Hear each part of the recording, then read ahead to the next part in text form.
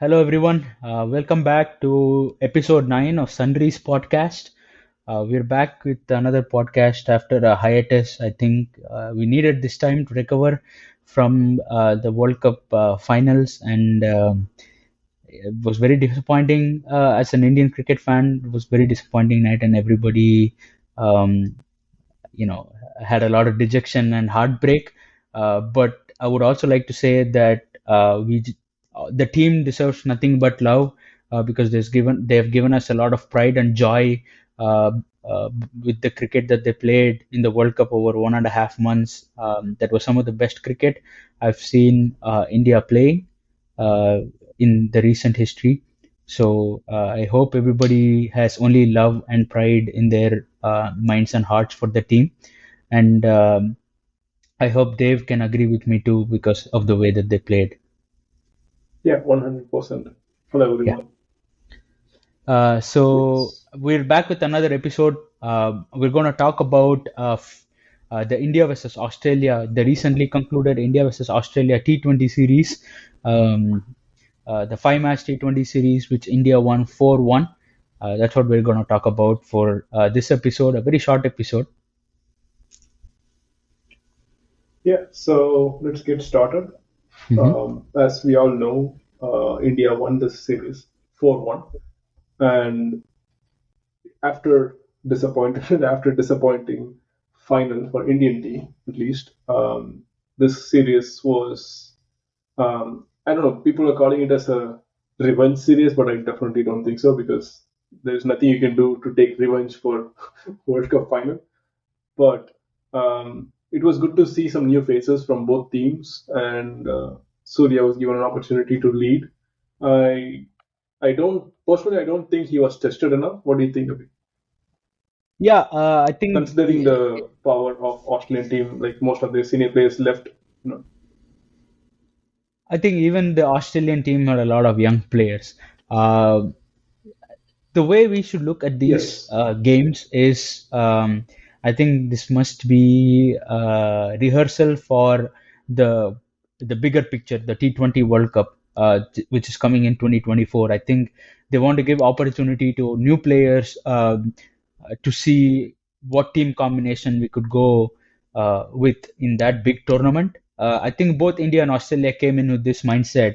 Most of Australia's regular quote unquote regular playing 11 was, they returned back home after the World Cup, which they were very successful in, and they played a second string team, and it showed because the experience that the India second string team had with Australia's second string team had was very different because most of these the Indian players already played international 2020 cricket. They play so much of IPL in Indian conditions, so they had obviously the upper hand over the Australians, and that showed, like you said. Yeah, for sure. And I think this series, what I was briefly saying before was since Australian team were playing all their young players, I was just saying Surya Kumar's captainship ability was not tested enough, is what I was trying to say. Except that one game when no captain could have able to stop Maxwell the way that he was Hmm. playing.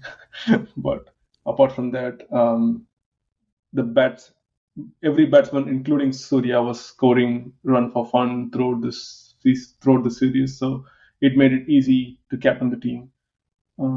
Is what I was trying to say. I think But if we're being very honest about this, is I don't think the Indian team has Surya Kumar Yadav as a long-term captain in mind. I think they wanted to fill a gap, like a stopgap solution. So testing the captaincy, yes, he wasn't tested much because most of the games were straightforward. You do the basics and you would have won that game kind of situation. And he did the basics mhm. well. Credit to him, not to take any credit away from him because he won the series 4-1. Yeah, But yeah, he didn't have to, go out of the way to, there wasn't a brilliant captaining strategy or something like that. And it was well thought out series. Like everybody knew their roles in the Indian team, and most of them for almost all of the series performed their role brilliantly. was uh, happy with Ravi Bishnoi. I always felt since his time with Punjab, Kingsland, Punjab, which was like 3, 4 years ago. That's when I first saw him. I think probably same for you, I assume. He was always a youngster. I think he was also played in under 19. Sorry, that's when I know. Okay, from under 19 he was playing really well, and then the Punjab Kings, among all the senior players, he was bowling extremely well, not giving too many runs, but also taking wickets. But for some reason, for the last 2 years, he's been on and off, and I was really happy for him in this series. He was able to show his potential. Yes, we could argue that it's a spinning track and everything, but still, when batsman was scoring 200 runs for fun in almost every match, he bowled extremely well to keep his economy down, well under control. I could check how much his economy was, and I don't remember on top of my head. Uh, It Most was of the it games, I was think, like just in the first yeah. game, he went for 54 runs in the 4 overs. But other than that, Mhm. it's all, you know, He picked the eight, most wickets. eights and Yeah. sevens. And even in the fourth T20, he gave 4 overs, 17 runs. So it's brilliant. Yeah. A wrist spinner is a valuable commodity in any sort of T20 game. That's what we've seen. That's what history has told us, especially with how Yuzvendra Chahal was performing for us. Kuldeep Yadav also has been a star, and Ravi Bishnoi is a star as well. And especially in Mhm. Indian wickets and also in West Indian wickets, if you are looking long term, they are historically known to be little slow wickets, and Mhm. a wrist spinner, like a quality wrist spinner in those conditions, will be an amazing commodity. And right now, I think we have a handful to pick from, which is a good problem for us. And yes, Ravi Bishnoi has, he has staked his claim to be a regular in India's T20 lineup going forward with that performance. I mean, if let's say if it is, I think it might be too early to say, but um, considering the way Kuldeep Yadav was bowling, do you think India would pick a second wrist spinner Oh no, I mean in maybe West Indies just in the squad or something like that. But backup? Okay. in a playing 11, definitely the two spinners that I would go with uh, is going to be Kuldeep Yadav and either Akshar Patel or Ravi Jadeja based on their availability. Okay, that's what I Because okay. Akshar Yeah, Patel that's what also I had a presume. great series, if I have Yeah. to say, Yes. both with the bat and the ball, not just with Yeah. the bat. Like he had an all round amazing series.